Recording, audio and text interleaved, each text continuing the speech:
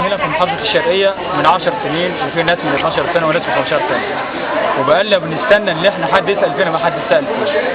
اتقدمنا للجهات المختصة للمديرية عندنا هنا في الشرقية، يقولوا استنى يجي لكم عضو مميز، قعدنا نستنى،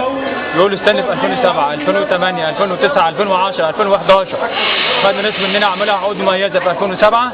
وناس عملوا عقود مميزة في 1/1/2009، والناس دي اترقت حسب القانون 155 لمعلم، واحنا فضلنا زي ما احنا زمايلهم ونفس مؤهلاتهم، واحنا في ناس معاهم يعني شهادات عليا في الدراسات العليا. ففي 2011 رحنا ايام الثوره يناير 25 يناير،